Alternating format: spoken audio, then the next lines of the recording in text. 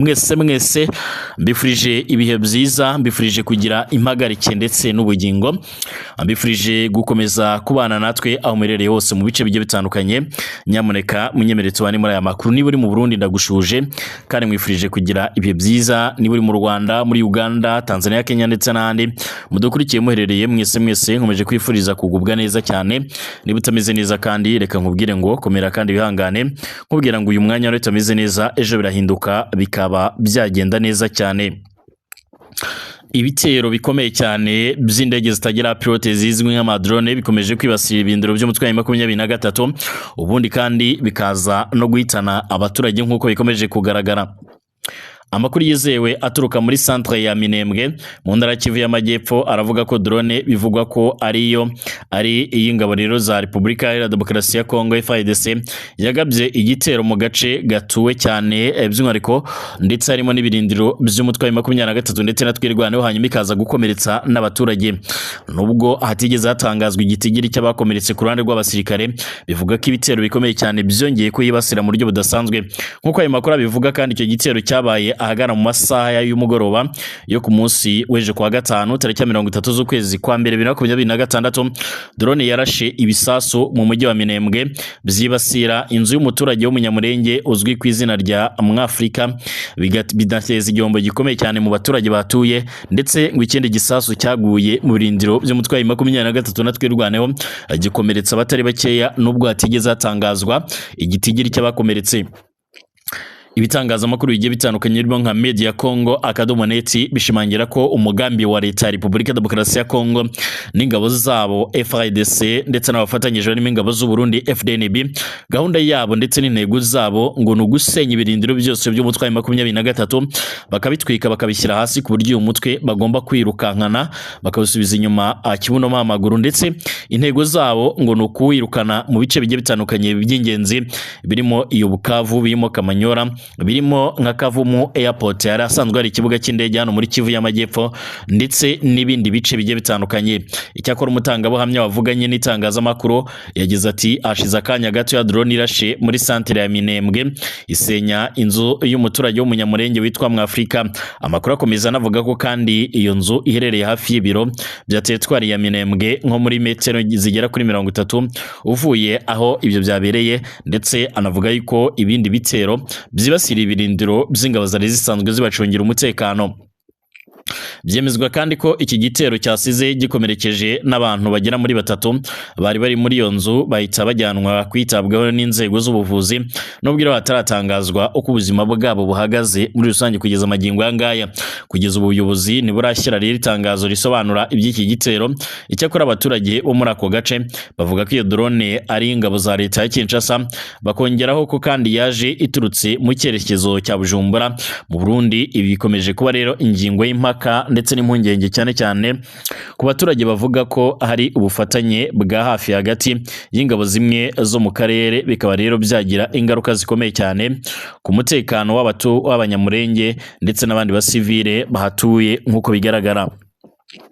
Ibibaye kandi mu gihe kuri uyu munsi hiriwe rero nanone ituze mu bice bimwe na bimwe bigiye bitandukanye bya grupuma ya Mutambala muri teritwari ya Fizi, nyuma y'imirwano yari maze iminsi rero ihabera hagati y'impande zitandukanye zihanganye. Abaturage banakomeje gusaba ko umutekano wabo urindwa, hakabaho kandi iperereza ryigenga kandi ryimbitse ku byabereye muri Minembwe kugira ngo hamenyekane ukuri ndetse no kurengera abasivile mu bihe bikomeje kuba bikomeye cyane hari mu burasirazuba bwa Repubulika Iharanira Demokarasi ya Kongo. Video ikomeje kugaragara ku mbuga nkoranyambaga rero y'umwe mu bacancuro bivuga ko ari umunya-Israel uri mu batoza ingabo za Repubulika Demokarasi ya Kongo zidasanzwe zizwi nka Special Force, aherutse kumvikana mu butumwa yatangaga ubwo yasozaga imyimenyerezo cyangwa se imyitozo yaherezaga icyo gisirikare, amenyesha abo basirikare ko gahunda yabo ari ukurimbura uyu mutwe yise uw'amabandi ari wa 23, maze abasaba yuko bakwiye kubarasaho bakava mu bice bya Bukavu, bakava mu bice bya Kamanyora, Goma ndetse no mu bindi bice bigiye bitandukanye. Aya ni amagambo kandi yatigeze yakirwa neza nabo ku ruhande rwa M23, ibikomeza gutuma nabo bavuga yuko biteguye kuzakomeza kwihagaraho ndetse no kurengera ubuzima bw'abaturage bukomeje kugenda bujya mu kaga. nkomereze kandi kuri Minisitiri w'Ububanyi n'Amahanga w'u Rwanda Ambasaderi Olivier Nduhungirehe yagaragaje ko iyaba ibihano u Rwanda rusabirwa na Repubulika Demokarasi ya Kongo byakemura ibibazo by'umutekano mu kirere mu burasirazuba bwayo rwakwemera kubyakira nta kuzuyaza kugira ngo rero amahoro abashe guhinda muri aka karere. Yabigerutseho ku munsi w'ejo hari kwa 30 Mutarama 2026 Oyoga yaganiraga na televiziyo y'igihugu mu kiganiro cyihariye cyagarukaga ku nshingano z'abahuza ab'umuryango wa Afurika yunze ubumwe ku kibazo cy'umutekano muke muri aka karere. Uyu mushikiranganje w'imigenderanire ku ruhande rw'u Rwanda n'ayandi makungu Nduhungirehe yavuze ko kuva kera guverinoma ya Kongo ishyira imbere kuzenguruka amahanga isabira u Rwanda ibihano yirengagije ko atari byo rero bikemura ikibazo cy'umutekano muke.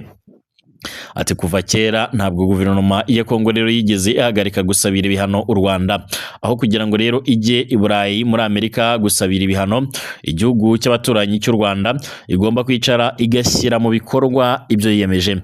Ubu tuvugana indege z'intambara twatudege tw'amadrone turacyarasa mu baturage hariya muri Kongo mu bice by'abanyekongo cyane cyane b'abatutsi.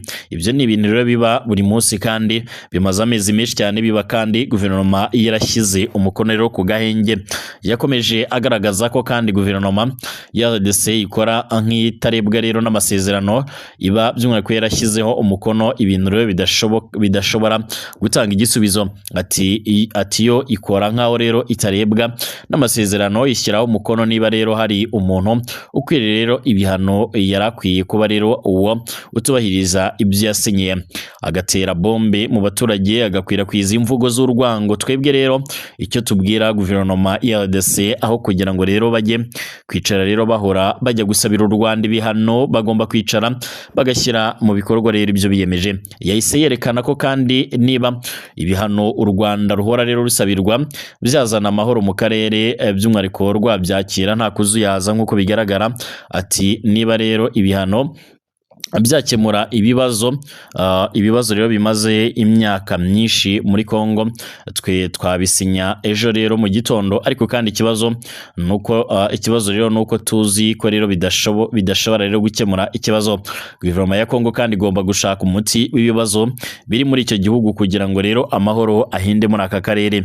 Minisitiri Nduhungirehe kandi by'umwihariko yanasobanuye ko kuvuga ko nk'uko bigaragara yanasobanuye ko kuvuga ko kugeza amagingo yangaya kuvuga ko u Rwanda by'umwihariko rukorana n'umutwe wa 23 by'umwihariko ntaho bihuriye, ahubwo ko bakwiye guhagarika imikoranire yabo n'umutwe wa FDLR nk'uko bigaragara. Ati ni ibintu rero byumvikana, ariko kandi bitavuze ko nanone u Rwanda ari M23 kuko rero ni umutwe w'abanyekongo ufite ibibazo byabo. Twebwe rero dufite n'ikindi dushaka gukumira kandi cyagaragaye mu mateka. Yerekanye ko kandi kuva jenoside yakorewe abatutsi yaba hashize imyaka hafi 32 hari ibitero bitararangira byagiye rero bigabwa ku Rwanda n'iyi mitwe rero yahoze irutera ikica abaturage b'u Rwanda ikanabica ishingiye ku bwoko nk'uko bigaragara. Ati ni nayo mpamvu rero twavuze ko tugomba gushyiraho ingamba z'ubwirinzi. Icyo ni ikintu rero twebwe nk'igihugu rero tugomba kugenzura gukumira, kuko rero ni umutekano w'igihugu n'abanyagihugu, ubwo ni umutekano turengera. Ugerageza rero guhungabanya n'uwo mutwe FDLR muri RDC. Yakomeje anagaragaza ko kandi icyo abanyarwanda bagomba kumva ari uko u Rwanda rufite ingamba z'ubwirinzi zirengera abanyarwanda, ariko hakaba hari n'inyungu rero ruhuje na M23 kubera ko hari FDLR yica abanyekongo ariko ishaka guhungabanya umutekano w'u Rwanda. Ati tukaba rero duhuza ibikorwa mu by'umutekano. Nanzurire kuri inkuru ikomeje kuvugwa cyane, aho isi ikomeje kujya mu kaga kadasanzwe nyuma y'icyo twagaragaza nk'intambara zikomeje kugenda zigaragara ku rwego rwo hejuru cyangwa se ku rwego rudasanzwe nk'uko amakuru atugera bivuga. Amakuru yihuta akomeje kugenda avugwa nuko kugeza amagingo aya ngaya uruhande rwa leta y'Abanyamerika bivuga ko rwamaze gutegura icyo twakwita ibitero karundura bishobora kuza kwibasira Iran. Ni mu gihe byamaze kwemezwa neza yuko leta ya Israeli ndetse na leta ya Amerika byamaze gucura umugambi karundura wo gusuka umuriro w'ibibombe cyangwa se ibisasu karundura kuri Iran nk'uko bigaragara. Iran nayo ikomeje kushimangira ko kandi ibi bitero nibiba nayo izatangira kwibasira ibirindiro by'Abanyamerika biherereye hano mu burasirazuba bwo hagati. Ubu tuvugana isi yose iri mu rungabangabo, amaso yerekeje mu gace k'ikigobe cya Pelesi, aho rero ingabo za Leta Zunze Ubumwe za Amerika zakusanyije ubwato bw'intambara bwa kijyambere bwa rutura, indege z'intambara zigezweho ndetse n'ibikoresho bihambaye byo gukumira ndetse no kurasa ibisasu. Amakuru rero agenda aturuka hirya no hino yemeza ko Amerika iri hafi gufata icyemezo cyo kugaba igitero gikomeye cyane kuri Iran, igitero gishobora guhindura amateka y'umutekano mu rwego mpuzamahanga.